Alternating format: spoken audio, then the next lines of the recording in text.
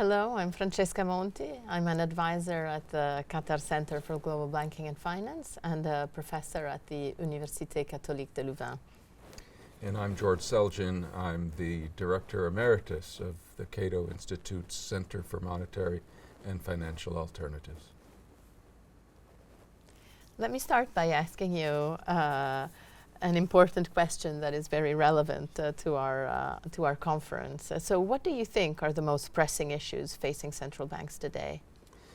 I think today central banks are returning to their most traditional, or some of their more traditional functions because of the problem of inflation. This means that they're preoccupied quite properly with containing the tendency of prices to rise, doing their part at least to limit that. And so they are, if anything, trying to do a little bit less of certain other things, but this has to be their focus because it's their most fundamental purpose to maintain the integrity of their currencies. So I believe that this priority is quite proper. And do you think a hard landing is evitable? It's still very difficult to say. It's obvious enough that we're not going to have a perfectly soft landing. But I see indications that markets are already responding in the right ways to the tightening that central banks have already undertaken, particularly in the United States. We see some signs that inflation is relenting, that it may be coming down within a year or two at the most. We may be back towards the Fed's target. So I'm still guardedly optimistic that we won't see a major recession.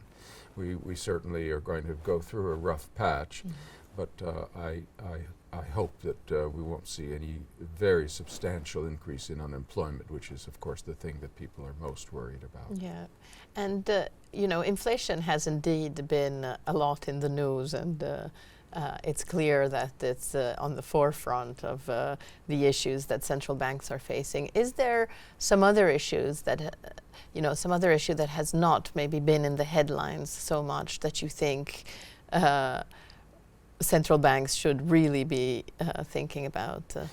There are certainly other issues they should be thinking about, and though they're not on the front page right now, they are only on the second or third page. These are issues that had been getting plenty of attention, and I don't think central banks have forgotten about them.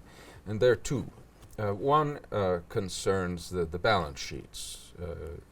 The question of reducing the size of central banks' balance sheets to get them at least somewhat closer to their levels before the COVID crisis, if not closer to their levels before the great financial crisis. And central banks are still pursuing that objective. It's not inconsistent, of course, with containing inflation, so there's no conflict there. The other issue I would mention is the issue of digital currencies, which is very important, and we have many central banks contemplating what their role should be in the digital currency market, and particularly whether they should be issuing their own digital currencies. So I would say that those three issues, inflation, the balance sheet, and what to do about digital currencies, those are the three most important. But none of them, I think, has been neglected. It's just that inflation is now getting the lion's share of attention, as it should. Indeed. And so let me ask you a little bit more about digital currencies, actually, because that's an important topic that goes to the core of how monetary policy in particular works. What do you see as the most important risks and challenges around how digital currencies can affect the transmission of monetary policy? Well, it's really important to distinguish, first of all, among the different types of digital currencies, because some of them have more implications than others. A digital currency like Bitcoin, for example, which is, of course, by far the most important in market capitalization, because it's free floating, because it's not a redeemable dollar currency, for example, it's not linked to any national currency or payment system, doesn't pose any dangers to the general payment systems that central banks operate. It poses risks, of course, to those who invest in it, obviously enough.